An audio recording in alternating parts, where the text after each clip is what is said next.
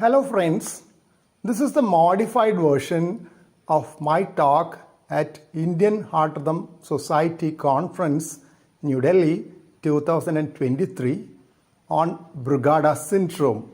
Hope you will enjoy this session.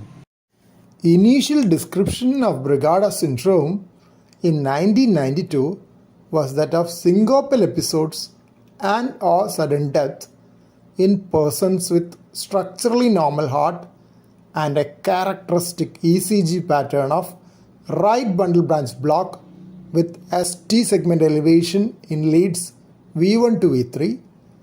Sometimes individuals with a diagnostic ECG may be totally asymptomatic and may be having a family history of sudden death. Genetic nature of the disorder and mutation in sodium channel gene was described in 1998. Even though mutations in other channels have been described in Brugada syndrome, only those in SCN5A gene are considered to be definitely disease-causing. Yet, SCN5A variants are identified in only about 1/5 of persons with Brugada syndrome. Brugada syndrome is thought to account for about 1/4 of sudden cardiac deaths in individuals with structurally normal heart. I am always happy to see this ECG of Brugada syndrome as it was sent to me by Professor Joseph Brugada way back in 2001 for the inaugural issue of IPEJ along with his review article. Professor Brugada's article was the first ever article which I received for IPEJ, and it gave a great boost to the debut issue of the journal. ECG pattern seen in V1 and V2 with curved ST segment elevation has been called as type 1 pattern, while the saddle-shaped ST elevation 1 mm or more seen in V3 has been called type 2 pattern. Brugada syndrome manifests mostly in adulthood and has a definite male preponderance of almost 8-fold. Autosomal dominant inheritance pattern has been noted. Type 1 pattern occurs in about 1 in 2000 individuals, while type 2 or 3 can occur in about 1 in 500. It is most common in Asia, followed by Europe and United States. It can be as low as 1 in 20,000 in children. Male preponderance is only apparent after adolescence. In Brugada syndrome, dysfunctional voltage-gated sodium channels NAV 1.5 have delayed activation and earlier inactivation. This leads to shortening of action potential duration. There is additional shortening of action potential duration at higher temperatures. This is the proposed mechanism of precipitation of arrhythmias in Brugada syndrome during febrile episodes. That is why prompt treatment of fever is an important preventive strategy to be deployed in those with Brugada syndrome. Alcohol and several medications have been considered to be triggers in Brugada syndrome. Only 1/3 of cases are symptomatic, while 2/3 have only the ECG pattern at diagnosis. 1/3 of these are detected on family screening of persons diagnosed with Brugada syndrome. Sodium channel blockers are used to unmask the Brugada pattern in ECG in clinically suspected cases. Edgemelin is the most powerful of these, but could have some decrease in specificity.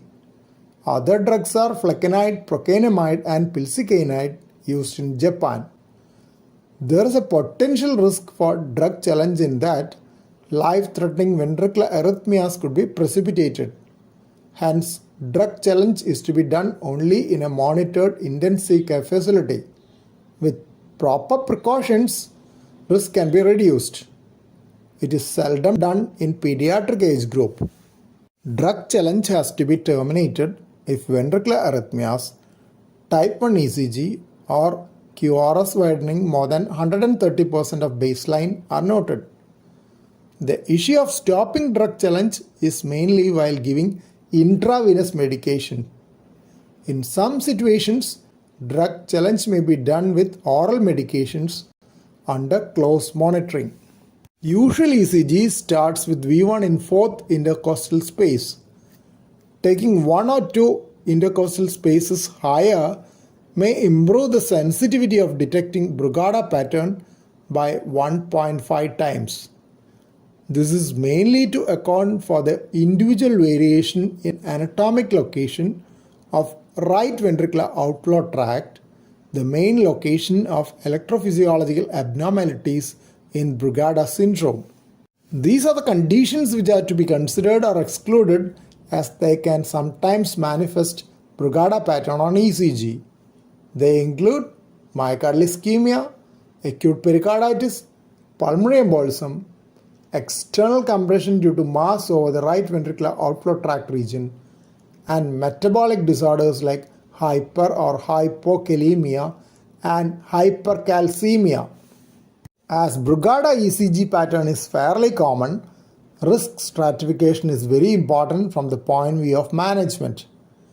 Most useful high-risk features are syncope and aborted sudden cardiac death.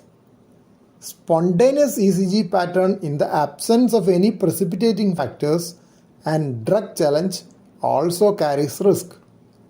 All other structural possibilities should have been excluded, for which an echocardiogram is also useful.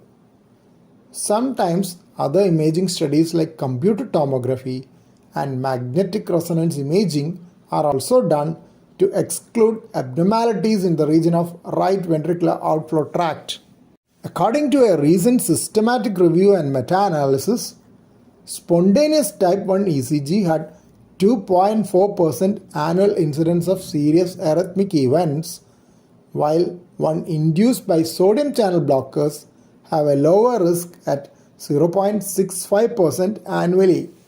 It has been thought that females and those older than 60 years have a higher risk, though the age factor is not well proven. Other factors which are not well confirmed are inducible ventricular fibrillation on electrophysiology study, sinus node dysfunction in females, S-wave in lead 1 more than 0.1 millivolt in amplitude and or more than 40 millisecond in duration, fragmented QRS, and type 1 Brugada pattern in inferior or lateral leads. If 3 or more extra stimuli are needed for induction of ventricular fibrillation, the importance comes down further. Opinion is divided on the need for electrophysiology study. Other parameters which are thought to convey risk in Brugada syndrome are T peak to T end more than 100 millisecond in chest leads, early repolarization pattern in inferior leads, post-exercise ST segment elevation, and diurnal burden of type 1 ECG pattern on Holter monitoring. Still more factors are age less than 18 years, sudden cardiac death in first degree relative, SCN5A mutations, atrial fibrillation, PR interval more than 200 milliseconds, QRS duration more than 120 milliseconds, presence of late potentials, and AVR sign manifested as R wave more than or equal to 0.3 millivolt or R by Q more than or equal to 0.75. Shanghai score was arrived at in a consensus conference held in 2016. Spontaneous type 1 ECG has the highest number of points at 3.5, while fever-induced type 1 ECG has 3 points. Type 2 or 3 ECG, which gets converted to type 1 pattern with sodium channel blockers, have 2 points. In clinical history, unexplained cardiac arrest or documented ventricular fibrillation and polymorphic ventricular tachycardia gets 3 points. Nocturnal agonal respirations 2 points. Suspected arrhythmic syncope 2 points, syncope of unclear etiology 1 point, and atrial fibrillation or flutter at age below 30 years without a clear etiology gets half a point. In family history, first or second degree relative with definite Brugada syndrome gets 2 points. Suspicious sudden cardiac death with fever at night or with Brugada aggravating drugs in first or second degree relative gets 1 point, while unexplained sudden cardiac death before 45 years of age in first or second degree relative with negative autopsy findings gives half a point. Genetic testing is not considered as diagnostic of Brugada syndrome. Penetrance is only 50% in families with Brugada syndrome, while those without a pathogenic variant may have clinical Brugada syndrome. Atrial arrhythmias may occur in about 10% of those with Brugada syndrome, and atrial fibrillation is the commonest sustained atrial arrhythmia. Sometimes treatment of AF with class 1C drugs may unmask underlying Brugada syndrome. Incidentally, our review on AF in Brugada syndrome was published in JACC some time back.